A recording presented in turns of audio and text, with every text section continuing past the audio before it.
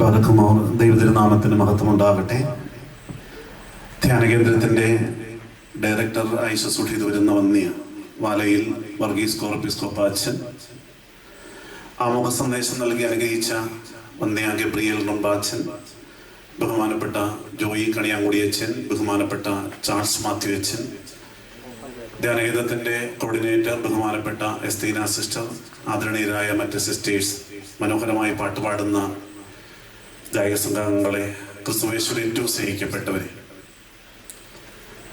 ദൈവത്തിൻ്റെ വലിയ കൃപയാൽ ധ്യാനകേന്ദ്രത്തിൻ്റെ 2025 കൺവെൻഷന്റെ അവസാന രാത്രി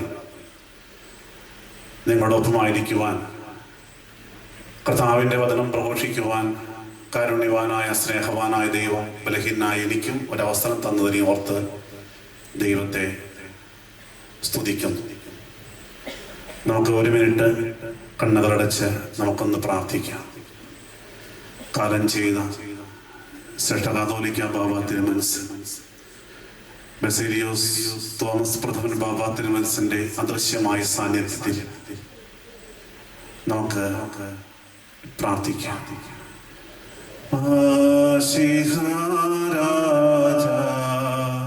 നിൻ കരുണാവാതിൽ മുട്ടുന്നനിശം ഞാൻ, ശ്രീഭണ്ഡാരത്തിൽ നിന്ന് കൃപയും ദയയും ഇരക്കുന്നു. നിന്നിൽ ഞാൻ ശരണപ്പെട്ടി, എന്നെ ലജ്ജിപ്പിക്കരുതേ. എൻ സർവാശ്രയവും കരുണയുള്ള ദൈവമേ, സ്വർഗസ്ഥ പിതാവേ, ഈ കൺവെൻഷന്റെ അവസാന ദിവസമാണല്ലോ ഇന്ന്. കഴിഞ്ഞ 4 രാത്രി പരിശുദ്ധ സഭയിലെയും മറ്റ് അപ്പോസ്തലിക സഭകളിലെയും ഏറ്റവും ശ്രേഷ്ഠരായ വൈദിക ശ്രേഷ്ഠ അനേക വർഷങ്ങളായി ദൈവത്തിന്റെ വചനം ലോകം മുഴുവൻ പ്രസംഗിക്കുന്ന അഭിഷിക്തന്മാർ കടന്നു വന്ന് ഈ ജനത്തിന് ആവശ്യമായ ദൂത് കൊടുത്തു. എന്നാൽ തമ്പുരാനെ, ഈ അവസാന രാത്രി ഏറെക്കുറവുള്ളവനായ അടിയനെയാണല്ലോ അങ്ങ് നിയമിച്ചാക്കിയിരിക്കുന്നത്. ഒത്തിരി ദാഹത്തോടെ ആഗ്രഹത്തോടെ കടന്നു വന്നവരാണ് എൻ്റെ മുമ്പിൽ ഇരിക്കുന്നത്. സങ്കടങ്ങളും ഭാരങ്ങളും ഉള്ളവരുമുണ്ട്, ജീവിതത്തിൽ നൈരാശ്യമുള്ളവരുണ്ട്. അപ്പാ, ഈ ജനത്തോട് സംസാരിക്കുവാൻ ലൂക്കോസ് 12:12 ഈ ജനത്തിനോട് എന്ത് സംസാരിക്കണം? പരിശുദ്ധാത്മാവേ അപ്പോൾ പറഞ്ഞു തരണമേ, അടിയനെ ശക്തിപ്പെടുത്തണമേ. ദൈവമേ, ഇന്ന് അടിയൻ പ്രസംഗിക്കുന്നതുകൊണ്ട് ദൈവനാമം ദുഷിക്കപ്പെടുവാൻ ഇടയാകരുതേ. ഞങ്ങൾ പാടിയതുപോലെ, പിതാക്കന്മാർ പഠിപ്പിച്ചതുപോലെ ഞങ്ങൾ അങ്ങയിൽ ആശ്രയിക്കുന്നു. നിന്റെ കരുണാവാതിൽ മുട്ടുന്നു. യേശുവേ, ലജ്ജിച്ചു പോകുവാൻ ഇടവരുത്തല്ലേ തമ്പുരാനെ. പരിശുദ്ധാത്മാവേ, ഈ ശുശ്രൂഷ ഏറ്റെടുക്കണമേ. എല്ലാ ക്രമീകരണങ്ങളും ഏറ്റവും ചന്തവും ഉചിതമായി നടത്തി തരണമേ. പരിശുദ്ധ അമ്മേ, ദൈവമാതാവേ, ഈ ശുശ്രൂഷയുടെ അനുഗ്രഹത്തിനായി അമ്മയുടെ ഏകജാതനോട് അപേക്ഷിച്ചു കൊണ്ടിരിക്കണമേ. സകല പരിശുദ്ധന്മാരെ, ശുദ്ധിമതികളെ ഞങ്ങൾക്ക് വേണ്ടി അപേക്ഷിക്കണമേ. സകലവും ക്രിസ്തുയേശുവിന്റെ പുണ്യനാമത്തിൽ ചോദിക്കുന്നു. പിതാവാം ദൈവമേ, ഞങ്ങളുടെ പ്രാർത്ഥന കേട്ട് ഉത്തരം അരുളി ചെയ്യുമാറാകണമേ. ആമേൻ. ഹല്ലേലൂയ. സ്നേഹമുള്ളവരെയും എല്ലാവരും സന്തോഷമാണോ? സന്തോഷമാണ്. കാരണം നമ്മൾ ദൈവത്തിന്റെ വചനം കേൾക്കാൻ വന്നിരിക്കുന്നത് അല്ലേ? അപ്പോ സന്തോഷമാണെങ്കിലും കാര്യം ചെയ്യാം. 150 സങ്കീർത്തനം 6-ാമത്തെ വാക്യം പറയുന്നു, ജീവനുള്ളവരൊക്കെ യഹോവയെ സ്തുതിക്കട്ടെ എന്നുറക്കെന്ന് പറഞ്ഞേ. ഹല്ലേലൂയ. ഇത്രയും ശബ്ദം പോരാ, അങ്ങറ്റം വരെ ആളുകൾ ഇരിക്കുന്നുണ്ട്. അപ്പോൾ ഇത്രത്തോളം ജനങ്ങൾ ദൈവത്തിന്റെ വചനം കേൾക്കാൻ വന്നിരിക്കുമ്പോൾ നമ്മൾ ഒന്നുകൂടി സ്തുതിക്കാം. ഹല്ലേലൂയ. 150 സങ്കീർത്തനം 5-ാമത്തെ വാക്യം പറയുന്നു, അത്യുച്ച നാളമുള്ള കൈത്താളങ്ങളോടെ യഹോവയെ സ്തുതിക്കണമെന്ന്. എന്ന് പറഞ്ഞാൽ കരങ്ങൾ അടിച്ച് ദൈവത്തെ സ്തുതിക്കണം. ബൈബിള് മടിയിൽ വെച്ചിട്ട് നന്നായിട്ട് കരങ്ങൾ അടിച്ച് ദൈവത്തെ മഹത്വപ്പെടുത്താം. പ്രിയപ്പെട്ടവരെ, ഇപ്പോ എന്റെ മുമ്പിൽ ഇരിക്കുന്നവര് അല്ല, എവിടെ സുവിശേഷ യോഗത്തിന് കടന്നു എന്നാൽ ഇപ്പോൾ കാണുന്ന കാഴ്ച 99% ആളുകളും പ്രസംഗിക്കുന്നവരും കേൾക്കുന്നവരും ഒക്കെ ഏകദേശം 40 വയസ്സിന് മുകളിൽ അല്ലെങ്കിൽ 50 വയസ്സിന് മുകളിൽ പ്രായമുള്ളവരാണ് അല്ലേ? ശരിയാണോ? അതെ, എവിടെ ചെന്നാലും അങ്ങനെ തന്നെയാണ്. കോവിഡിന് ശേഷം നിലയ്ക്കുകയാണ് കാര്യങ്ങൾ. അതുകൊണ്ട് തന്നെ നമുക്ക് ആവശ്യമായ ഒരു മെസ്സേജ് തരുവാൻ, ഒപ്പം തന്നെ ഇതൊരു ധ്യാന കേന്ദ്രമാണ്. ഈ ധ്യാന കേന്ദ്രത്തിനോട് ചേർന്ന് വെച്ചുകൊണ്ട് ഒരു മെസ്സേജ് തരുവാനായിട്ട് ആഗ്രഹിക്കുകയാണ്. പ്രിയപ്പെട്ടവരെ, ഒറ്റ കാര്യം ആമുഖമായി പറയട്ടെ. നമ്മൾ എങ്ങനെ ചിന്തിക്കുക, ഞാൻ ആദ്യം പറഞ്ഞ പോലെ എന്താന്ന് വെച്ചാൽ, ദൈവം എന്നെ ഇവിടെ കൂട്ടി വരുത്തിയിരിക്കും. നമുക്ക് എല്ലാവർക്കും വിശ്വസിക്കാം. എല്ലാവരും ഇവിടെ വന്നിട്ടില്ല, പക്ഷേ ദൈവം ആഗ്രഹിച്ചവരാണ് ഇവിടെ വന്നിരിക്കുന്നത്. ദൈവമാണ് നമ്മോട് കൊണ്ടുവന്നത്. എന്തിനു വേണ്ടിയാണെന്ന് അറിയാമോ? യേശുവിന്, ദൈവത്തിന് എന്നോടും നിങ്ങളോടും എന്തോ സംസാരിക്കാനുണ്ട്, ഉറപ്പായിട്ടുമുണ്ട്. പ്രിയപ്പെട്ടവരെ, ആ സംസാരിക്കാൻ വേണ്ടിയിട്ടാണ് തമ്പുരാൻ നമ്മെ വിളിച്ചിരിക്കുന്നത്. തമ്പുരാന്റെ പ്രത്യേകത, അവൻ ജീവനുള്ള ദൈവമാണ്. ഒരു ഒറ്റ വാക്യം ആമുഖമായിട്ട് വായിക്കാം. സിസ്റ്റർ വായിക്കാമോ? പുറപ്പാട് പുസ്തകം 19:5. ഈ രാത്രി, ഈ കൺവെൻഷന്റെ അവസാന രാത്രി, എല്ലാ ഈ ദിവസങ്ങളിലൊക്കെ എന്തിനു വേണ്ടിയിട്ടാണ് ഈ ധ്യാന കേന്ദ്രത്തിൽ ഇവിടെ കൺവെൻഷൻ ഇവിടെ നടന്നുകൊണ്ടിരിക്കുന്നത്? എന്തിനു വേണ്ടിയിട്ടാണ് നമ്മൾ വന്നത്? പുറപ്പാട് 19:5. ആകയാൽ നിങ്ങൾ എന്റെ വാക്ക് അനുസരിക്കുകയും എന്റെ നിയമം പ്രമാണിക്കുകയും ചെയ്താൽ നിങ്ങൾ എനിക്ക് സകല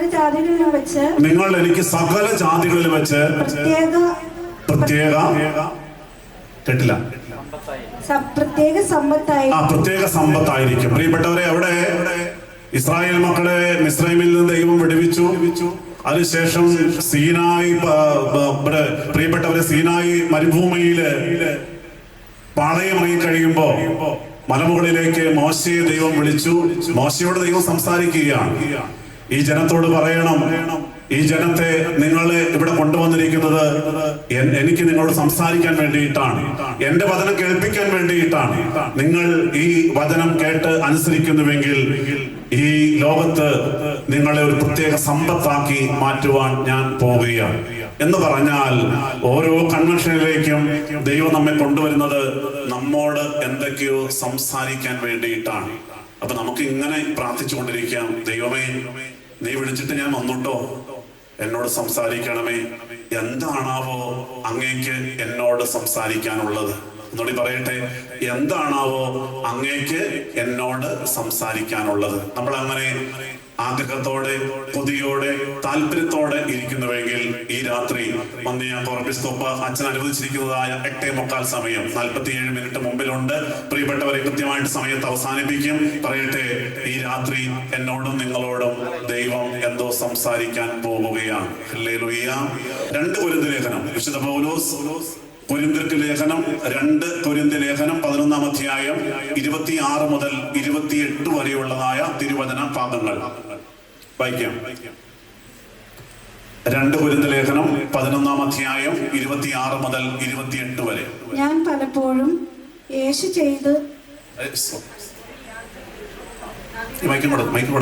വായിച്ചോ. വായിച്ചോ.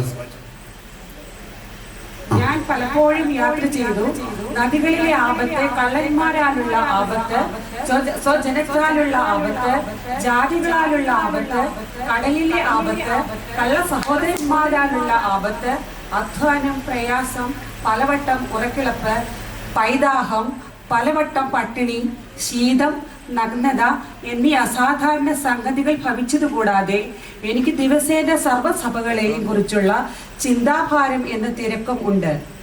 ആർ ബലഹീനയായിട്ട് ഞാൻ ബലഹീനനാകാതിരിക്കുന്നു, ആർ ഇടറിപ്പോയിട്ട് ഞാൻ അടലാതിരിക്കുന്നു. പ്രശംസിക്കണമെങ്കിൽ എന്റെ ബലഹീനത സംബന്ധിച്ച് ഞാൻ പ്രശംസിക്കും. നമ്മുടെ കർത്താവായ പ്രിയപ്പെട്ടവരെ, പൗലോസ് പറഞ്ഞതായ, അല്ലെങ്കിൽ കൊരിന്ത്യർ സഭയ്ക്ക് ലേഖനം, 2-ാം ലേഖനം എഴുതുമ്പോൾ പൗലോസ് പങ്കുവച്ചതായ ചില കാര്യങ്ങളാണ് ഈ കൺവെൻഷനിൽ നിങ്ങളോട് പങ്കുവയ്ക്കുവാൻ ഞാൻ ആഗ്രഹിക്കുന്നത്. ഗ്രീസിലെ പ്രമുഖ പട്ടണമായിരുന്ന കൊരിന്തിലെ നിവാസികള്, റോമ സാമ്രാജ്യത്തിലെ ഉദ്യോഗസ്ഥന്മാരുണ്ടായിരുന്നു, വ്യാപാരികൾ ഉണ്ടായിരുന്നു, ഗ്രീക്കുകാരുണ്ടായിരുന്നു, യഹൂദന്മാരൊക്കെ ഉണ്ടായിരുന്ന ഒരു പ്രദേശം. AD 52-ലാണ് പൗലോസ് അവിടെ സുവിശേഷ വേല ആരംഭിക്കുന്നത്. വേദശാസ്ത്ര പണ്ഡിതന്മാർ അഭിപ്രായപ്പെടുന്നത് അവിടെ അസന്മാർഗീയത കൊടികുത്തി വാഴുകയായിരുന്നു. ഒട്ടും ധാർമ്മികത ഉണ്ടായിരുന്നില്ല. ആളുകൾ തോന്നിയതുപോലെ ജീവിച്ച ഒരു സ്ഥലം. അവിടെ സ്നേഹരാഹിത്യം ഉണ്ടായിരുന്നു, വിവിധ മതങ്ങൾ ഉണ്ടായിരുന്നു. അങ്ങനെയുള്ള ഒരു സ്ഥലത്ത് അനേകം ആളുകളെ സുവിശേഷം പ്രഘോഷിച്ച് കർത്താവിന്റെ സഭയിലേക്ക് ചേർക്കുവാനായിട്ട് പൗലോസ്ലീഹ ആയി എന്നുള്ളത് ഒരു അത്ഭുതം തന്നെയാണ് എന്ന് വേദശാസ്ത്ര പണ്ഡിതന്മാർ അഭിപ്രായപ്പെടുന്നുണ്ട്. പൗലോസ്ലീഹ ഈ 2 ലേഖനങ്ങളിലും പറയുന്ന കാര്യങ്ങൾ സന്മാർഗിക ജീവിതം നയിക്കണം, പാപത്തെ വെറുത്തുപേക്ഷിക്കണം, അതുപോലെ ആരാധനാക്രമത്തിലെ കാര്യങ്ങൾ എങ്ങനെയൊക്കെയാണ് പ്രാർത്ഥിക്കേണ്ടത് എന്നുള്ളതായ ഒത്തിരി കാര്യങ്ങൾ ഈ 2 ലേഖനങ്ങളിലും പറഞ്ഞു വെക്കുന്നുണ്ട്. ഞാൻ ആമുഖമായിട്ട് ജസ്റ്റ് ഒന്ന് പറഞ്ഞു പോവുകയാണ്.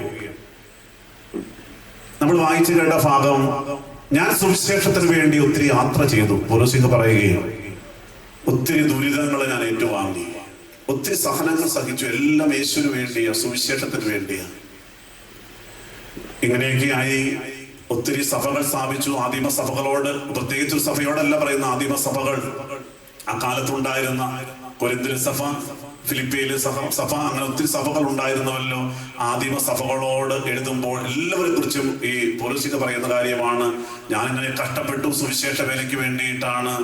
എന്നിരുന്നാലും ഇതെല്ലാം പറഞ്ഞിട്ട് പറയുകയാണ്, ഇവയ്ക്കെല്ലാം പുറമെ സകല സഭകളെയും കുറിച്ചുള്ള ഒരു ഉത്കണ്ഠ, ഒരു ചിന്താഭാരം എന്നെ അനുദിനം അലട്ടിക്കൊണ്ടിരിക്കുന്നു. സത്യവേദ പുസ്തകത്തിൽ വായിച്ചു, പന്നീരടിയാമ്പറമ്പിൽ കോർപ്പിസ്കോപ്പ അച്ഛൻ വിവർത്തനം ചെയ്ത വിശുദ്ധ ഗ്രന്ഥത്തിൽ പറയുന്ന ഇങ്ങനെയാണ്, ഇവയ്ക്കെല്ലാം പുറമെ സകല സഭകളെയും കുറിച്ചുള്ള എന്റെ ഉത്കണ്ഠ അല്ലെങ്കിൽ ചിന്താഭാരം എന്നെ അനുദിനം അലട്ടിക്കൊണ്ടിരിക്കുന്നു. വീണ്ടും ചേർന്ന് പറയുന്നുണ്ട്, ഇതാ ഓരോരുത്തരും തെറ്റ് ചെയ്യുമ്പോൾ എന്റെ ഹൃദയം കത്തിയിരിക്കുകയാണ് എന്ന് പറഞ്ഞാൽ, സ്നേഹമുള്ളവരെ, ആദിമ സഭകളെ കുറിച്ച് ഒത്തിരി പേര് സഭയോട് ചേർന്നു, വിവിധ പ്രദേശങ്ങളിലാണ്. എന്നാൽ ആ സഭയിലെ ആളുകളെ കുറിച്ച് അവർ പിന്നെയും വഴിവിട്ട ജീവിതം നയിക്കുന്നവർക്ക് പൗലോസ്ലീഹായുടെ ഹൃദയത്തിൽ വലിയ ഒരു കത്തൽ ഉണ്ടാകുന്നു, ആത്മഭാരം ഉണ്ടാകുന്നു. ഈ ഭാഗമാണ് നമ്മൾ ഇവിടെ ഇന്ന് വായിച്ചു കേട്ടത്. ഞാനിതിന്റെ ബാക്കി കാര്യങ്ങൾ അവസാന സമയത്ത് പറഞ്ഞു തരാം.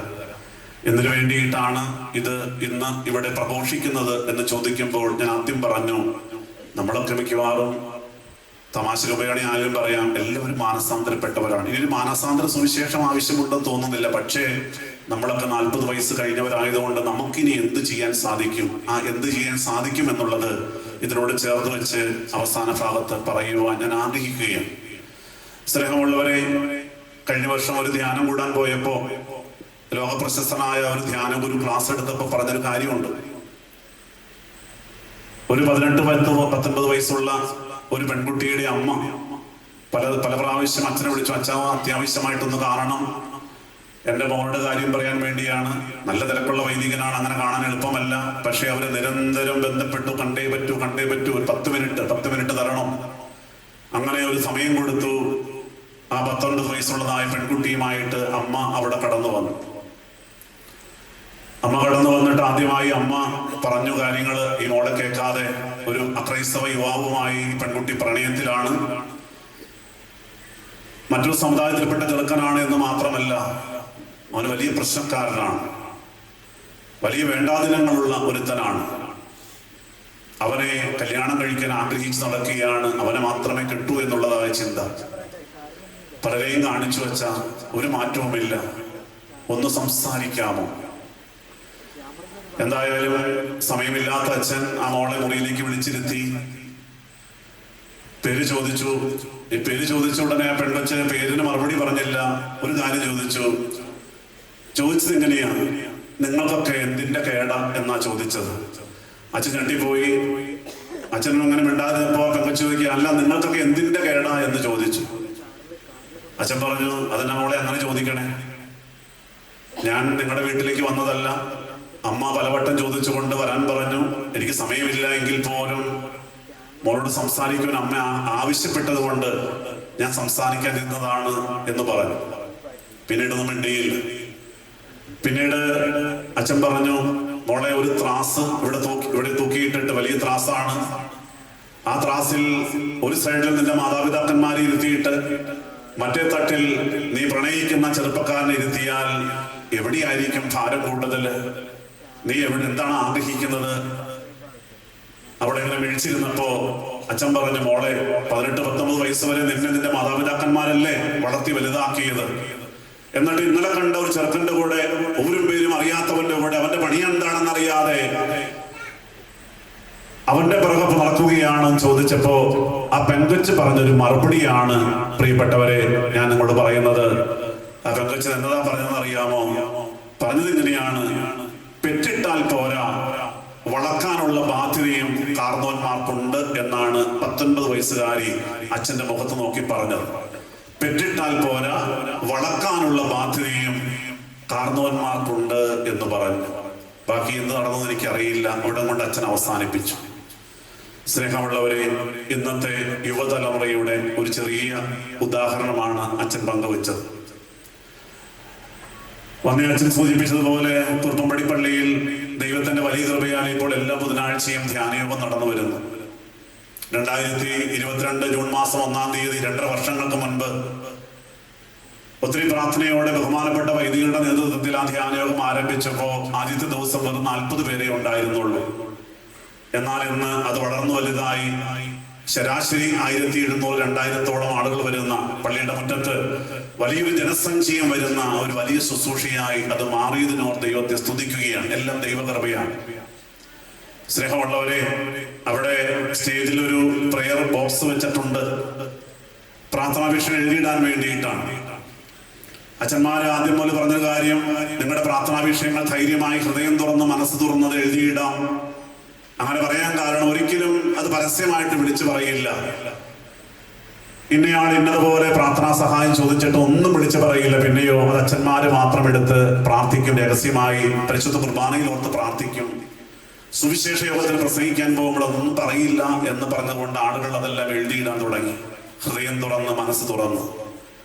ഞാൻ അവിടെ നിന്നുകൊണ്ട് പറയുമ്പോൾ 100% സത്യസന്ധമായി പറയുന്ന ബുധനാഴ്ച രാത്രികളിൽ ആ പ്രാർത്ഥനാ വിഷയം അത് ഒത്തിരി ബുദ്ധിമുട്ടാണ് വായിക്കാൻ. കാരണം 300-350 പ്രാർത്ഥനാ വിഷയങ്ങളുണ്ട്. അനേക മണിക്കൂറുകൾ അത് വായിച്ചെടുക്കാൻ വേണം, പ്രാർത്ഥിക്കാൻ വേണം. സ്നേഹമുള്ളവരെ, ഓരോ പ്രാർത്ഥനാ വിഷയങ്ങൾ വായിക്കുമ്പോൾ സത്യത്തിൽ എൻ്റെ കണ്ണ് നിറഞ്ഞൊഴുകാറുണ്ട്. കാരണം ദൈവമേ, ഇത്രമാത്രം സങ്കടത്തിലൂടെയാണോ ആളുകളൊക്കെ ജീവിക്കുന്നത് എന്ന് മനസ്സിലാകുന്നത് അന്നേരമാണ്. പ്രിയപ്പെട്ടവരെ, എന്തെല്ലാം പ്രശ്നങ്ങൾ. ഇപ്പോൾ ഏറ്റവും വലിയ പ്രശ്നം എന്ന് പറയുന്നത് 35-40-45 വയസ്സായിട്ട് പെണ്ണ് കിട്ടാത്ത ചെറുപ്പക്കാരുടെ എണ്ണം കൂടി വരികയാണ്. പെണ്ണ് കിട്ടാനില്ല. കഴിഞ്ഞ ദിവസം മനോരമ പത്രത്തിലെ ഒരു വാർത്തയുണ്ടായിരുന്നു. പെണ്ണ് കിട്ടാത്ത ചെറുപ്പക്കാർ ഇപ്പോൾ എന്ത് ചെയ്യുന്നു? ഞാനത് പരസ്യമായിട്ട് പറയുന്നില്ല. അങ്ങനെയുള്ള ഒത്തിരി പേരെ പരിചയമുണ്ട്. അവരൊക്കെ പലരും മദ്യപാനികളായി മാറി, പല പ്രശ്നക്കാരായി മാറി. പ്രിയപ്പെട്ടവരെ, അവിടെ മാതാപിതാക്കന്മാർ എത്രമാത്രം സങ്കടപ്പെടുന്നുണ്ട്. രോഗികൾ, കടബാധ്യതയുള്ളവര്, കോടിക്കണക്കിന് രൂപ കടബാധ്യത ഒത്തിരി പേരെ കാണുകയാണ്. ഡിപ്രഷൻ അനുഭവിക്കുന്ന ഒത്തിരി പേരെ കാണുന്നു, അറിയുന്നു. ഡിപ്രഷൻ ഉള്ളവരുണ്ട്, വയലന്റ് ആകുന്നവരുണ്ട്. ഒരു നേഴ്സ് പെൺകുട്ടി പറഞ്ഞ കാര്യം, ആ പെൺകുട്ടി ജോലി ചെയ്യുന്ന ആശുപത്രിയില് ഇപ്പോൾ സൈക്യാട്രി വാർഡില് കൗമാരക്കാര്, യുവതിയുവാക്കൾ ഏറെ പേരുണ്ട് എന്നുള്ളത് ആ ഞെട്ടിപ്പിക്കുന്ന വാർത്ത പറഞ്ഞു. സ്നേഹമുള്ളവരെ, ഇങ്ങനെയൊക്കെ ആളുകൾ ജീവിക്കുമ്പോൾ ഒത്തിരി പേര് പറയുന്ന ഒരു കാര്യം എനിക്ക് മനസ്സിലാകാൻ ഞാൻ പറയുകയാണ്, എന്നെ സഹായിക്കാൻ ആരുമില്ല. അച്ഛാ, ഞാനിനി എന്താ ചെയ്യണമെന്ന് പറഞ്ഞു തരാമോ? ഒരു വഴി പറഞ്ഞു തരാമോ? എങ്ങനെ മുന്നോട്ട് പോകും? ഓരോന്നും പൊതുവായിട്ടൊന്നും പറയാൻ പറ്റില്ല പ്രിയപ്പെട്ടവരെ.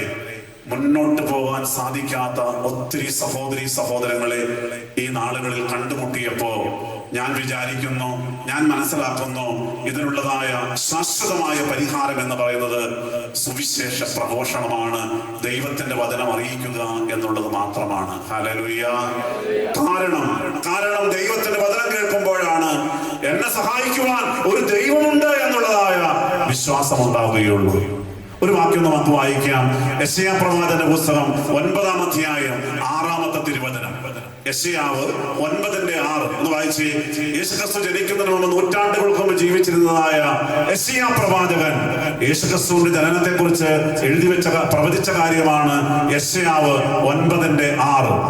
നമുക്ക് ഒരു ശിശു ജനിച്ചിരിക്കുന്നു, നമുക്ക് ഒരു ശിശു ജനിച്ചിരിക്കുന്നു, നമുക്ക് ഒരു മകൻ നൽകപ്പെട്ടിരിക്കുന്നു, നമുക്ക് ഒരു മകൻ നൽകപ്പെട്ടിരിക്കുന്നു, ആധിപത്യം അവന്റെ തോളിലിരിക്കും, ആധിപത്യം അവന്റെ തോളിലിരിക്കും, അവന് അത്ഭുതമന്ത്രി, അവന് അത്ഭുതമന്ത്രി, വീരനാം ദൈവം, വീരനാം ദൈവം, നിത്യപിതാവ്, നിത്യപിതാവ്, സമാധാന പ്രഭു എന്ന് പേർ. സമാധാന പ്രഭു എന്ന പേര് വിളിക്കും. മതി. പ്രിയപ്പെട്ടവരെ, യേശുക്രിസ്തുവിനെ കുറിച്ച് യെശയ്യാ പ്രവാചകൻ പ്രവചിച്ചതാണ്, നമുക്കൊരു ശിശു ജനിച്ചിരിക്കുന്നു, അവൻ അത്ഭുത മന്ത്രിയാണ്, വീരനാം ദൈവമാണ്, അവൻ അത്യുന്നതനായ പ്രഭുവാണ്. ഒത്തിരി കാര്യങ്ങൾ അവിടെ വെച്ച് പറഞ്ഞിരിക്കുമ്പോ ദൈവത്തിന്റെ വചനം കേട്ടാലല്ലേ യേശുക്രിസ്തുവിൽ ആശ്രയിച്ചു കഴിഞ്ഞാൽ എനിക്ക് സമാധാനം കിട്ടും, സ്വസ്ഥത കിട്ടും, എന്റെ കുടുംബം, എന്റെ മക്കൾ അനുഗ്രഹിക്കപ്പെടും, അതിലെല്ലാം ഉപരിയായി നിത്യരാജ്യം എനിക്ക് കിട്ടുന്നുള്ളതായ ഒരു പ്രതീക്ഷ ലഭിക്കുകയുള്ളൂ. പ്രിയപ്പെട്ടവരെ, അങ്ങനെയെങ്കിൽ പൗലോസ്ലീഹ പറഞ്ഞതുപോലെ നമുക്കും ഒരു കാര്യം എന്ന് മനസ്സിലാക്കേണ്ടതുണ്ട്. ആ ദൈവത്തിൽ നമ്മൾ ആശ്രയിച്ചു, അതുകൊണ്ടാണ് ഇത്രയും പേര് കടന്നു വന്നിരിക്കുന്നത്. എനിക്കറിയാം, ഇവിടെ വന്നിരിക്കുന്ന ഓരോ വ്യക്തികളും ഇതൊരു ഇടവ പള്ളിയുടെ സുവിശേഷ യോഗമല്ല.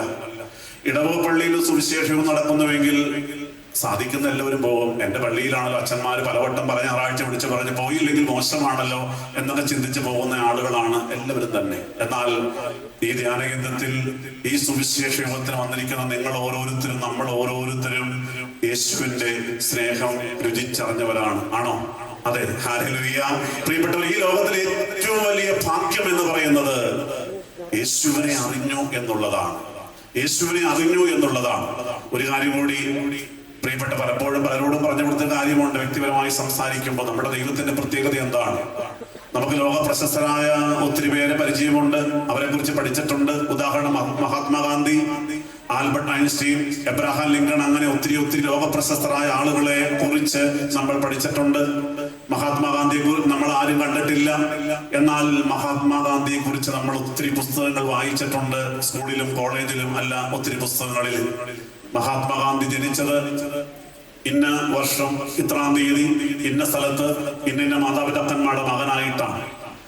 അദ്ദേഹം പഠിച്ചത് ഇന്ന സ്കൂളിലാണ്, ഇന്ന കോളേജിലാണ്. അദ്ദേഹം നമ്മുടെ രാജ്യത്തിന്റെ സ്വാതന്ത്ര്യത്തിന് വേണ്ടി പോരാടി. അഹിംസയായിരുന്നു അദ്ദേഹത്തിന്റെ സിദ്ധാന്തം. 1947 ഓഗസ്റ്റ് മാസം 15-ാം തീയതി മഹാത്മാഗാന്ധി നമ്മുടെ ഭാരതത്തിന് സ്വാതന്ത്ര്യം നേടിത്തന്നു.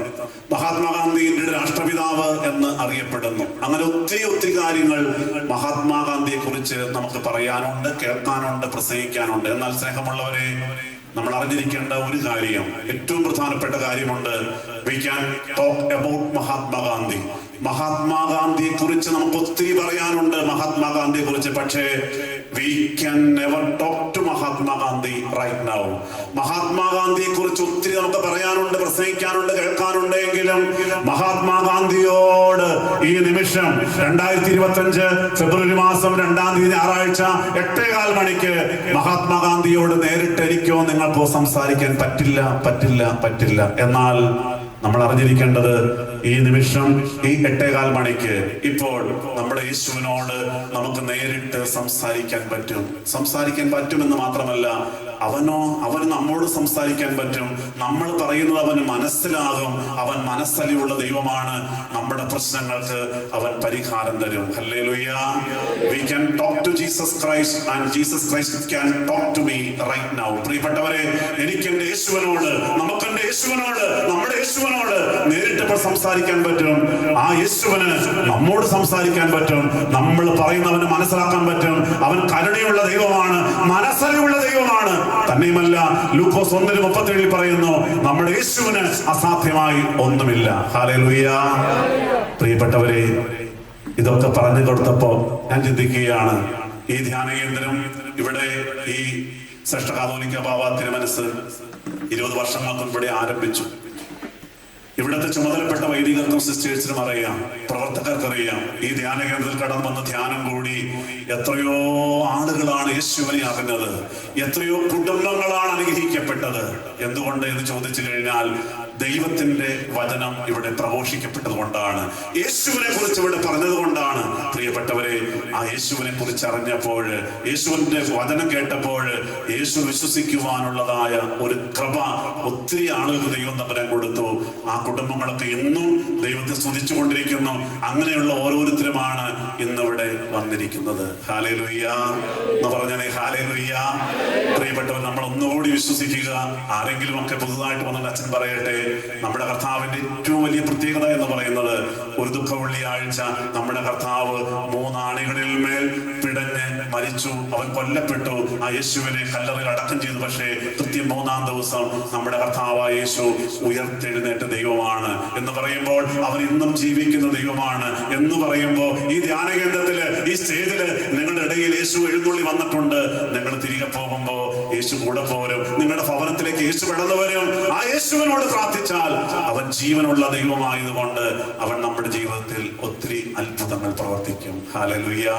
അങ്ങനെയെങ്കിൽ ആ ജീവിക്കുന്ന ദൈവം ഇതാ നമ്മോട് സംസാരിച്ചു കൊണ്ടിരിക്കുമ്പോ, തുടർന്നുള്ള നിമിഷങ്ങളിൽ ആ കർത്താവ് എന്ത് നമ്മോട് പറയുന്നു നമുക്ക് കേൾക്കാം. പ്രിയപ്പെട്ടവരെ, ഒത്തിരി ജീവിതങ്ങളിൽ ദൈവം ഇടപെട്ടുകൊണ്ടിരിക്കുകയാണല്ലോ. എന്നെ സഹായിക്കുവാൻ ആരുമില്ല എന്ന് ചിന്തിച്ച് നിരാശപ്പെട്ടിരുന്നവർക്ക്, പ്രിയപ്പെട്ടവരെ, ഇന്ന് ഒത്തിരി സന്തോഷമുണ്ട്, സമാധാനമുണ്ട്. രണ്ടാമത്തെ കാര്യം എന്ന് പറയുന്നത്, ആദ്യത്തെ കാര്യം എന്ന് പറയുന്നത് എന്താന്ന് വെച്ചാ, നമ്മുടെ ഈ ലോകത്തിലെ പ്രശ്നങ്ങൾ മാത്രമാണോ ദൈവം തമ്പുരാൻ പരിഹരിക്കുന്നത്?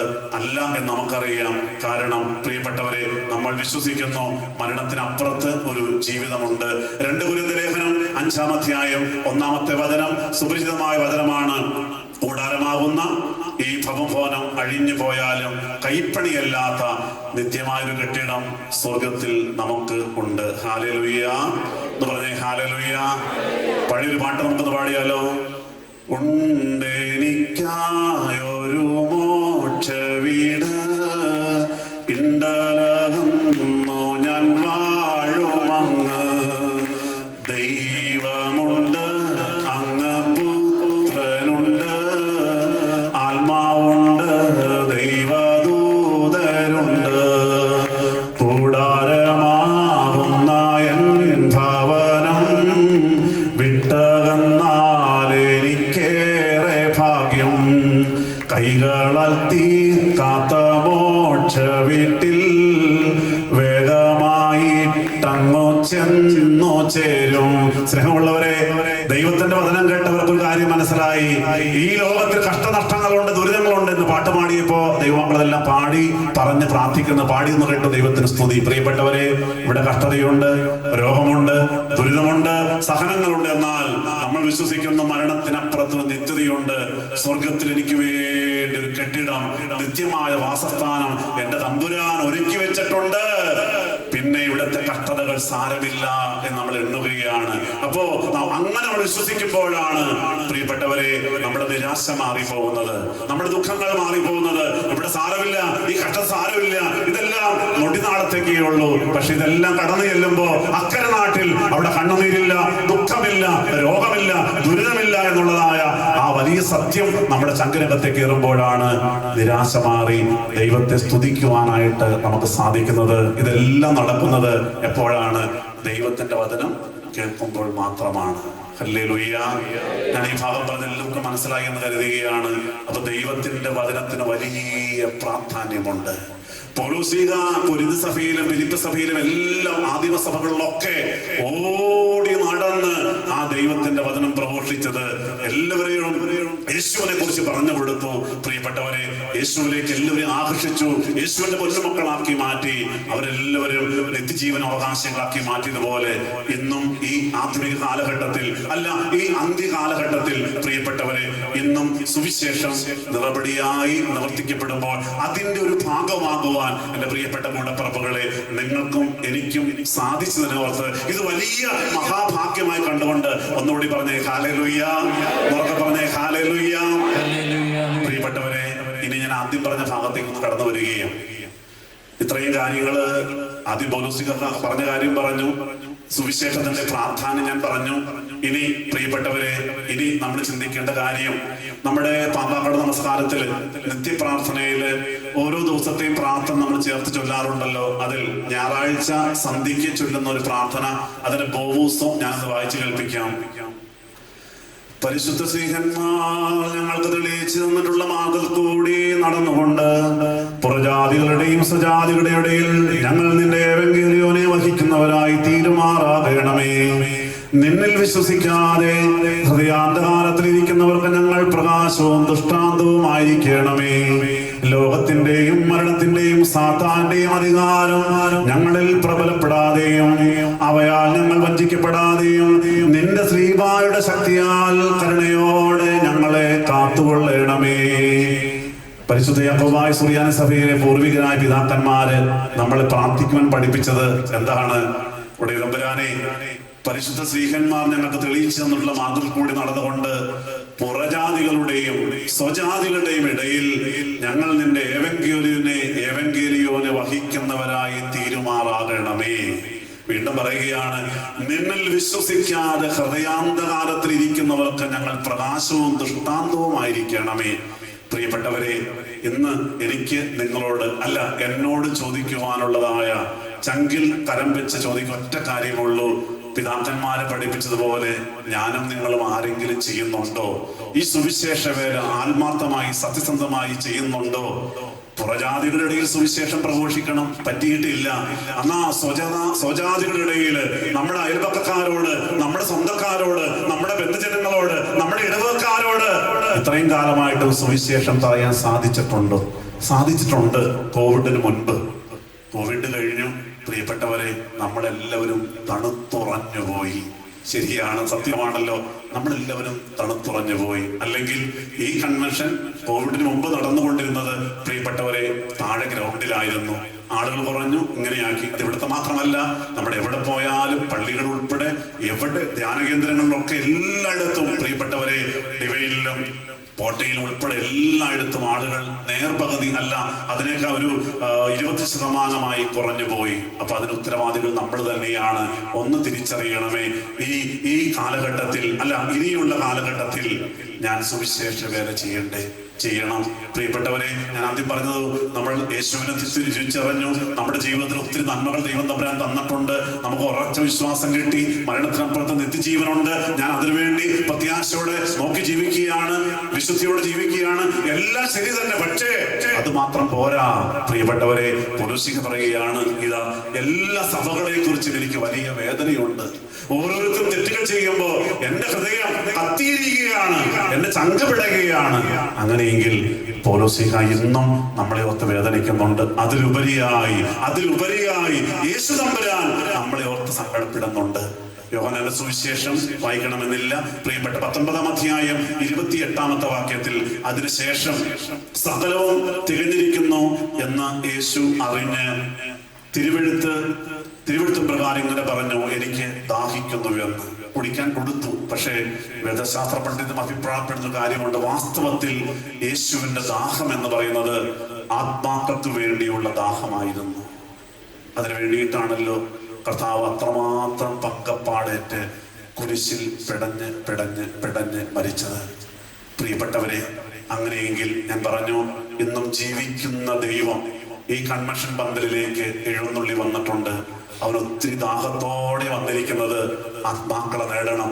നമ്മളെല്ലാവരും പറയണം, മക്കളെ, നിങ്ങളിങ്ങനെ ജീവിച്ചാൽ പോരാ, നിങ്ങൾ സുവിശേഷ വേല ചെയ്യണം. നിങ്ങൾ ഇനിയും ഈ ധ്യാനകേന്ദ്രത്തിന് വേണ്ടി പ്രാർത്ഥിക്കണം. നിങ്ങളുടെ പള്ളികളിൽ ശക്തമായ സുവിശേഷ വേല ഉണ്ടാകുവാൻ, ഈ നാട്ടിൽ ശക്തമായ സുവിശേഷ വേല ഉണ്ടാകുമ്പോൾ ഈ രാജ്യത്ത് കോടാനുകോടി ആളുകൾ ഇനിയും യേശുവിനെ അറിയാതെ ജീവിക്കുമ്പോൾ, നിത്യരക്ഷ എന്താണെന്ന് അറിയാതെ ജീവിക്കുമ്പോ ആത്മാക്കൾക്ക് വേണ്ടി യേശു ദാഹിക്കുക. പിതാക്കന്മാരെ പഠിപ്പിച്ച് നമ്മൾ പ്രാർത്ഥിച്ച കാര്യമാണ്. എന്താണ്? ഒത്തിരി ആളുകൾ ഹൃദയാന്തകാരത്തിൽ ജീവിക്കുകയാണ്, യേശു വിശ്വസിക്കാൻ ജീവിക്കുക. പ്രിയപ്പെട്ട ഒത്തിരി ആളുകൾ പ്രാർത്ഥനാ വിഷയം പങ്കുവയ്ക്കാൻ വരുമ്പോ ഞാൻ ഞെട്ടിപ്പോയ കാര്യങ്ങളുണ്ട്. ക്രിസ്ത്യാനികളാണ്, അവരുടെ കുടുംബങ്ങൾ പലവിധ കാരണങ്ങളാൽ തകർന്നിരിക്കുന്നു. സംസാരിച്ചു, പ്രാർത്ഥിച്ചപ്പോൾ മനസ്സിലായി, ഓരോന്നോ ചോദിച്ച് മനസ്സിലായി, എന്റെ ദൈവമേ, ഇത്രയും കാലമായിട്ടും ദൈവത്തെ അറിഞ്ഞിട്ടില്ല. ദൈവത്തെ അറിയാത്തത് കൊണ്ട് ഇപ്പോഴും ഒത്തിരി അന്ധവിശ്വാസങ്ങളിൽ നമ്മുടെ ആളുകൾ ജീവിക്കുന്നു. ദൈവത്തോട് പ്രാർത്ഥിക്കുന്നില്ല. എന്തൊക്കെയോ ഇങ്ങനെ കഴിഞ്ഞു പോകിയ തകർന്നടിഞ്ഞ ഒത്തിരി കുടുംബങ്ങൾ. കാരണം അവരെല്ലാം പ്രിയപ്പെട്ടവരെ യേശു വിശ്വസിക്കാതെ ഹൃദയാന്തകരത്തിൽ ഇരിക്കുകയാണ്. ഒത്തിരി ആളുകളുടെ വീടുകളിലെ കുടുംബങ്ങളെ, കുഞ്ഞുങ്ങളെ ഒക്കെ പിശാചിങ്ങനെ കെട്ടി വരിഞ്ഞ് മുറുകിയിരിക്കുകയാണ്. എന്നാൽ യേശു പറഞ്ഞു, ആ പിശാചിന്റെ കെട്ടഴിക്കാനാണ് ഞാൻ വന്നത്. ഹല്ലേലൂയ. ആ പ്രിയപ്പെട്ടവർക്ക് യേശുവിനെ പറഞ്ഞു കൊടുക്കേണ്ടത് എന്റെയും നിങ്ങളുടെ ഉത്തരവാദിത്തമാണ്. അതൊരിക്കലും നമ്മൾ ആരും മറന്നു പോകരുത്. ഞാൻ വീണ്ടും പറയുകയാണ്, ഞാൻ പ്രസംഗിക്കുന്നത് ഒരു പള്ളിയിലല്ല, ഒരു ധ്യാന കേന്ദ്രത്തിലാണ്. പ്രിയപ്പെട്ടവരെ, കടന്നു വന്ന ഓരോരുത്തരും ഈ സുവിശേഷത്തിന്റെ രുചി അറിഞ്ഞവരാണ്. അപ്പോൾ പ്രിയപ്പെട്ടവരെ, നമുക്കൊരു ഉത്തരവാദിത്തമുണ്ട്. ഞാൻ ചിന്തിക്കുന്ന ഒരു കാര്യം കൂടി പറയുകയാണ്, അത് ഇച്ചിരി വേദനയോടെ പറയുന്ന കാര്യമാണ്. പൗലോസ്ലീഹ ജയിലിൽ കിടന്നുകൊണ്ട് ലേഖനം എഴുതി, ഫിലിപ്പി ലേഖനം. പ്രിയപ്പെട്ടവരെ, ആ സമയത്ത് പൗലോസ്ലീഹ പറഞ്ഞൊരു കാര്യമുണ്ട്. എന്താണെന്നറിയാമോ? ഞാൻ വായിക്കട്ടോ. ഫിലിപ്പി ലേഖനം 2:21 പറയുകയാണ്, യേശുക്രിസ്തുവിന്റെ കാര്യമല്ല, സ്വന്തം കാര്യമത്രേ എല്ലാവരും നോക്കുന്നത്. അയ്യോ, അത് കേട്ടപ്പോ ഞെട്ടിപ്പോയി. ഒന്നുകൂടി വായിക്കട്ടെ. യേശുക്രിസ്തുവിന്റെ കാര്യമല്ല, സ്വന്തം കാര്യമത്രേ എല്ലാവരും നോക്കുന്നത്. വാസ്തവത്തിൽ എൻ്റെ ഹൃദയത്തെ ഒത്തിരി കീറി മുറിച്ച ഒരു വചനമാണ്. കാരണം പ്രിയപ്പെട്ടവരെ, ഞാൻ ഉൾപ്പെടെ, നിങ്ങൾ ഉൾപ്പെടെ ഈ ധ്യാനകേന്ദ്രത്തിലോ അല്ലെങ്കിൽ ഏതെങ്കിലും ധ്യാനകേന്ദ്രത്തിലോ കടന്നുപോയി, അല്ലെങ്കിൽ നമ്മുടെ പള്ളിയിലെ സുവിശേഷത്തിൽ ഉൾപ്പെടെ നമ്മൾ വചനം കേട്ടതുകൊണ്ടാണ് നമ്മുടെ കുടുംബങ്ങളിൽ എന്നുള്ളതായ സന്തോഷവും അനുഗ്രഹവും എല്ലാം കിട്ടിയത്. ആണോ? അതെ. അപ്പൊ ഇപ്പോൾ നമ്മുടെ അവസ്ഥ എന്നാണെന്നറിയാമോ? എല്ലാം അത്യാവശ്യം ദൈവം തന്നു. എൻ്റെ വീട് കുഴപ്പമില്ല, എൻ്റെ പിള്ളേർ കുഴപ്പമില്ല, അത്യാവശ്യം നമ്മളെല്ലാം സന്തോഷമായിട്ട് ജീവിക്കുന്നുണ്ട്. അപ്പോ ഇപ്പൊ നമ്മളെന്നാ ചെയ്യുന്നത്? അവനവന്റെ കാര്യമാണ് നമ്മളെല്ലാവരും നോക്കുന്നത്. യേശുവിന്റെ കാര്യം നോക്കാൻ ആരുമില്ല. ഹല്ലേലൂയ.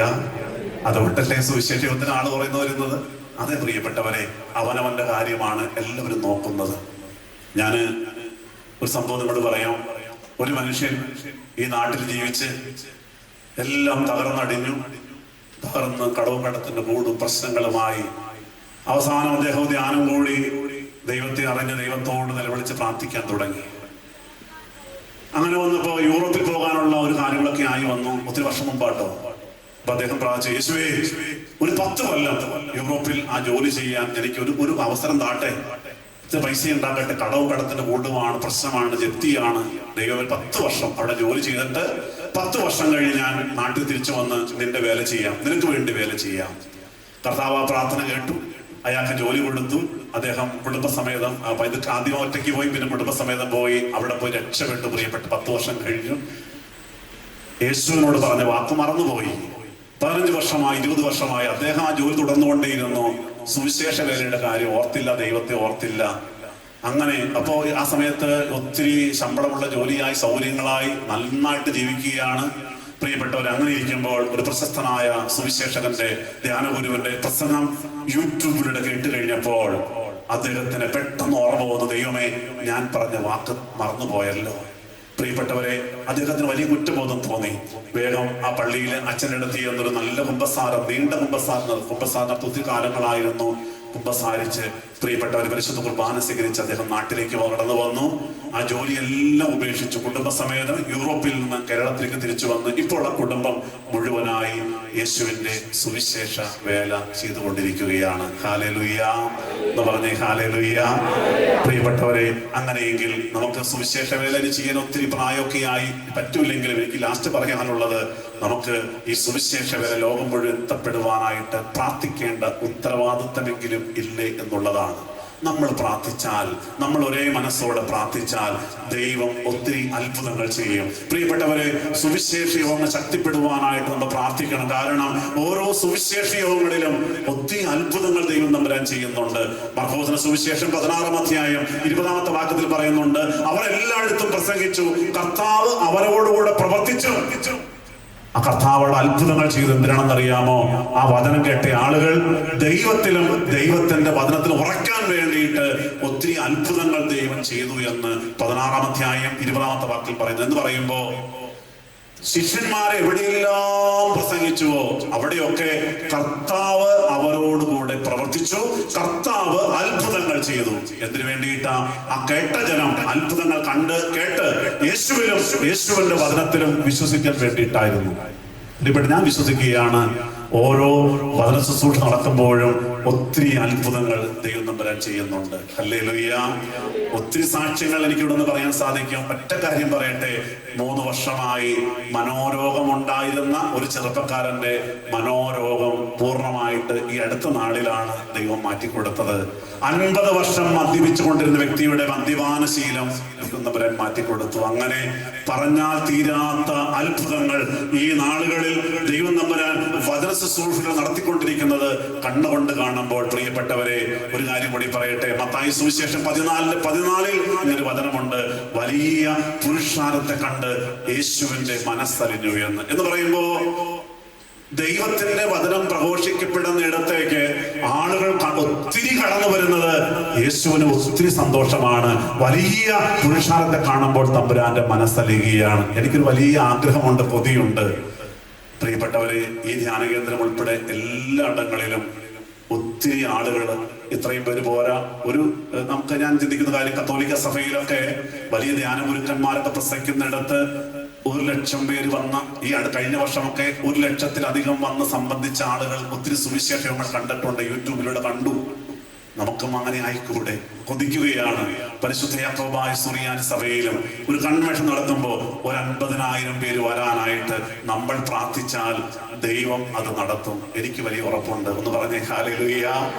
എല്ലാവരും വരട്ടെ പ്രിയപ്പെട്ടവരെ. അത് എളുപ്പമല്ല, പക്ഷെ പ്രാർത്ഥിച്ചാൽ നടക്കും. അതിനുവേണ്ടി ഒത്തിരി കാര്യങ്ങൾ ഒരുക്കേണ്ടതുണ്ട്, പണം ചെലവാക്കേണ്ടതുണ്ട്. അതെല്ലാം ദൈവം തമ്പുരാൻ ചെയ്തുകൊള്ളും. മറന്നു പോകരുതേ പ്രിയപ്പെട്ടവരെ. അപ്പൊ നമുക്ക് ഈ സുവിശേഷ വേല ശക്തിപ്പെടുവാൻ നമ്മൾ പ്രാർത്ഥിക്കുന്നുവെങ്കിൽ പിശാചന്റെ കെട്ടിൽ കിടക്കുന്നതായ, പിശാചന്റെ ബന്ധനത്തിൽ കിടക്കുന്നതായ ഒത്തിരി കുടുംബങ്ങളെ രക്ഷപ്പെടുത്തുവാൻ യേശുവിനാൽ അനുഗ്രഹിക്കപ്പെടുന്നത് കാണുവാനായിട്ട് നമുക്ക് സാധിക്കും. അങ്ങനെ കാണുമ്പോഴാണ് പ്രിയപ്പെട്ടവർ നമുക്ക് വലിയ സന്തോഷം ഉണ്ടാവുന്നത്. നമുക്കതിനു വേണ്ടി പ്രാർത്ഥിക്കണം പ്രിയപ്പെട്ടവരെ. യേശു പറഞ്ഞു, എനിക്ക് ദാഹിക്കുന്നുവെന്ന്. അങ്ങനെയെങ്കിൽ നെഹമ്യാ പ്രവാചന പുസ്തകം 1:4 വായിക്കണമെന്നില്ല. അവിടെ യെരൂശലേമിന്റെ മതിലുകൾ ഇടിക്കപ്പെട്ടു എന്ന് കേട്ടപ്പോൾ, അതിന്റെ ദേവാലയത്തിലെ വാതിലുകൾ ചുട്ടുകരിക്കപ്പെട്ടു എന്ന് കേട്ടപ്പോൾ ഞാൻ ഇരുന്നു കരഞ്ഞു.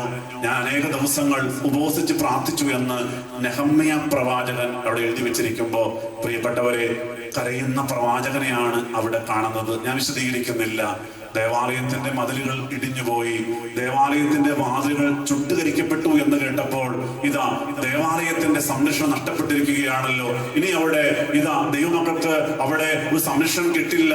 ആ ദൈവജനത്തെ കുറിച്ചുള്ളതായ ആകുലത്തോടുകൂടെയാണ് പ്രിയപ്പെട്ടവരെ നെഹമ്യാ പ്രവാചകൻ കരഞ്ഞത് എങ്കിൽ, ഈ കാലഘട്ടത്തിൽ നെഹമ്യാ പ്രവാചകനെ പോലെ കരയുവാൻ ഒരു 10 പേര് അല്ല ഒരു 5 പേരെങ്കിലും ഈ സമൂഹത്തിൽ ഇന്നു മുതൽ തീരുമാനമെടുക്കുന്നുവെങ്കിൽ, പ്രിയപ്പെട്ടവരെ, ഒത്തിരി അത്ഭുതങ്ങൾ വരും നാളുകളിൽ ഈ അന്ത്യകാലഘട്ടത്തിൽ ദൈവത്തിന്റെ പരിശുദ്ധാത്മാവ് നമ്മുടെ സഭയിൽ, നമ്മുടെ സമൂഹത്തിൽ, നമ്മുടെ നാട്ടിൽ ചെയ്തെടുക്കും. ഒത്തിരി ആളുകൾ യേശുവിന്റെ പൊന്നുമക്കളായി മാറും. പ്രാർത്ഥിക്കുവാനായിട്ട് നമുക്ക് താല്പര്യമുണ്ടോ? വിലാപങ്ങളുടെ പുസ്തകം 2:19 ഇങ്ങനെ പറയുന്നു, രാത്രിയുടെ ആമാരംഭത്തിൽ എഴുന്നേറ്റ് നിലവിളിക്കുക, നിന്റെ ഹൃദയം വെള്ളം പോലെ കർത്തസന്നതയിൽ പകരുക, വീതിയിലൊക്കെയും വിശപ്പ് കൊണ്ട് തളർന്നു കിടക്കുന്ന നിന്റെ കുഞ്ഞുങ്ങളുടെ ജീവരക്ഷയ്ക്കായി അവങ്കിലേക്ക് നോക്കി കൈമലർത്തുക എന്ന്. പിന്നെ ഇന്നലെ പത്രത്തിൽ ഒരു വാർത്ത വായിച്ചു പ്രിയപ്പെട്ടവരെ. അത് പത്രത്തിൽ വന്ന വാർത്തയായത് കൊണ്ട് പറയാതിരിക്കാൻ പറ്റില്ല. ഒരു 15 വയസ്സുകാരൻ ഒരു വലിയ ഫ്ലാറ്റിന്റെ ഒത്തിരി മുകളിലെ നിലയിൽ നിന്ന് ചാടി ആത്മഹത്യ ചെയ്തു. ആ കുഞ്ഞിന്റെ അമ്മ പരാതി കൊടുത്തു. ടിവിയിൽ ഞാൻ കണ്ടത് എങ്ങനെയാണ്, ആ കുഞ്ഞ് ക്രൂരമായ റാഗിങ്ങിന് ഇരയായി. അതിക്രൂരമായ റാഗിങ്.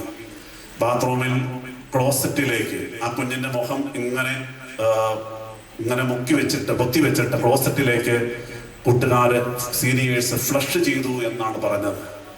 പ്രിയപ്പെട്ടവരെ, ടിവിയിൽ കേട്ട വാർത്തയാണ്. അങ്ങനെ അതിക്രൂരമായ പീഡനങ്ങൾക്ക് ആ കുഞ്ഞ് ഇരയായി എന്ന് അമ്മ ആരോപിക്കപ്പെടുമ്പോൾ ആ കുഞ്ഞ് ഫ്ലാറ്റിൽ നിന്ന് മുകളിലത്തെ നിലയിൽ നിന്ന് ചാടി ആത്മഹത്യ. ഒരു 15 വയസ്സുകാരൻ. നമ്മൾ സോഷ്യൽ മീഡിയയിൽ കാണുന്നു സ്കൂളുകളിലെ കോളേജുകളിലെ അവസ്ഥ. ചോദിക്കട്ടെ, നമ്മളത് കണ്ട് രസിക്കണ്ട, കുറ്റം പറയണ്ട, വിമർശിക്കണ്ട. പിന്നെ എന്താ ചെയ്യേണ്ടത്? നമുക്കൊന്ന് കരഞ്ഞ് പ്രാർത്ഥിക്കുവാനായിട്ട് എത്ര പേർക്ക് കൊതിയുണ്ട്. ഹല്ലേലൂയ എന്ന് പറഞ്ഞേ. Hallelujah, hallelujah, hallelujah. ഉർസ്ലേമിൻ മതിലുകൾ പാപത്തിൻ പ്രകമ്പനത്തിൽ തകരുമ്പോൾ ഞാനങ്ങനെ ഉറങ്ങും. സിയോന്റെ കുഞ്ഞുങ്ങൾ പാപത്തിൻ പേരുവഴിയിൽ മയങ്ങുമ്പോൾ കണ്ണീരൊഴുക്കാതെ ഞാനങ്ങനെ ഉറങ്ങും. ഉർസ്ലേമിൻ മതിലുകൾ പാപത്തിൻ പ്രകമ്പനത്തിൽ തകരുമ്പോൾ കണ്ണീരൊഴുക്കാതെ ഞാനങ്ങനെ ഉറങ്ങും. സിയോന്റെ കുഞ്ഞുങ്ങൾ പാപത്തിൻ പേരുവഴിയിൽ മയങ്ങുമ്പോൾ കണ്ണീരൊഴുക്കാതെ ഞാനങ്ങനെ ഉറങ്ങും. ആത്മാക്കളെ തരിക, എന്റെ സർവ്വമെടുത്തുകൊള്ളുക. ആത്മാക്കളെ തരിക, എന്റെ സർവ്വവും എടുത്തുകൊള്ളുക. പാപം പേരുടുന്നു, ലോകം നശിച്ചിടുന്നു, ഉള്ളം തകർന്നിടുന്നു. യേശുവേ, പാപം പേരുടുന്നു, ലോകം നശിച്ചിടുന്നു, ഉള്ളം തകർന്നിടുന്നു.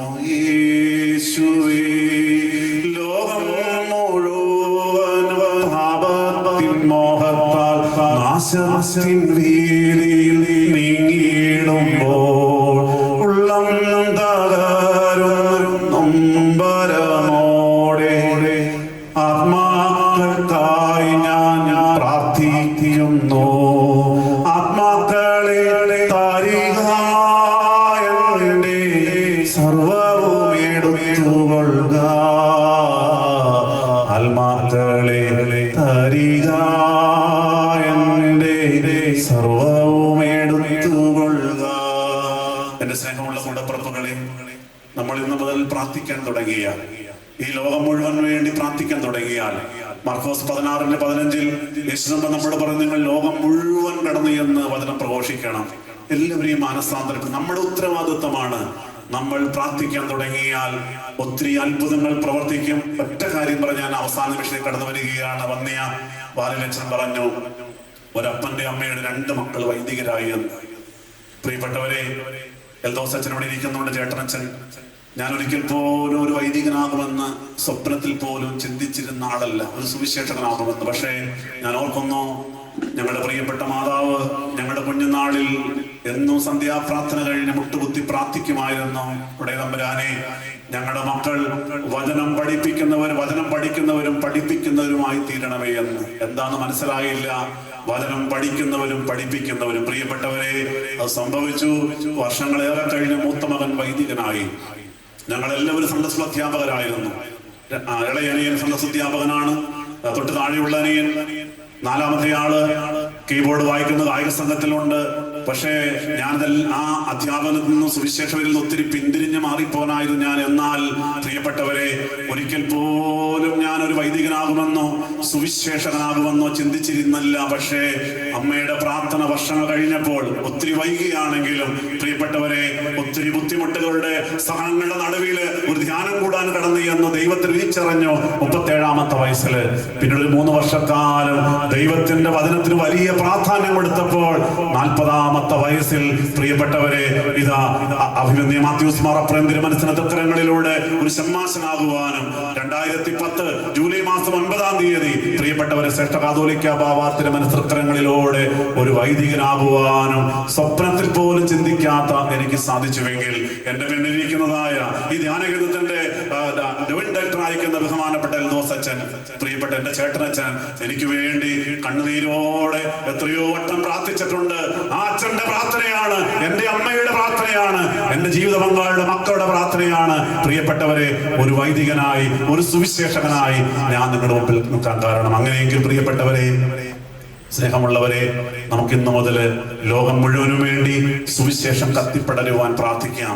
ഈ ധ്യാനകേന്ദ്രത്തിന് വേണ്ടി പ്രാർത്ഥിക്കാം. നമ്മുടെ സഭയ്ക്ക് വേണ്ടി പ്രാർത്ഥിക്കാം. ഒരു നിമിഷം ഒന്ന് എഴുന്നേറ്റ് നിൽക്കാമോ? ഒരു നിമിഷം 5 മിനിറ്റ് മുമ്പിലുണ്ടല്ലോ, ഒന്ന് എഴുന്നേറ്റ് നിന്ന് പ്രിയപ്പെട്ടവരെ, കണ്ണുകൾ അടച്ച് പ്രിയപ്പെട്ടവരെ, ഒരു തീരുമാനമെടുക്ക്. ദൈവത്തിൽ വിളിച്ചറിഞ്ഞവരാണ്, എന്റെ പ്രത്യാശ ഉള്ളവരാണ്, മരണത്തിനപ്പുറത്ത് ഒരു ജീവിതമുണ്ട് എന്ന് തിരിച്ചറിഞ്ഞവരാണ് ഞാനും നിങ്ങളും. ദൈവത്തിന്റെ കൃപ, ദൈവത്തിന്റെ സ്തുതി. കണ്ണുകളടച്ച് കരങ്ങൾ കൊപ്പിപ്പിടിച്ച് അങ്ങനെയെങ്കിൽ 2-3 മിനിറ്റുകൾ പ്രിയപ്പെട്ടവരെ ആ തീരുമാനമെടുത്തു, ഞാൻ എന്നെ സുവിശേഷ വേല ചെയ്യും. അല്ല, അതിന് പറ്റില്ല, എനിക്ക് പ്രായമേറെയായി, സാരമില്ല, ഞാൻ പ്രാർത്ഥിക്കും, ലോകം മുഴുവനും വേണ്ടി പ്രാർത്ഥിക്കും. പ്രിയപ്പെട്ടവരെ, അങ്ങനെയെങ്കിൽ ആ തീരുമാനമെല്ലാം കർത്താവ് കാണുന്നുണ്ട്.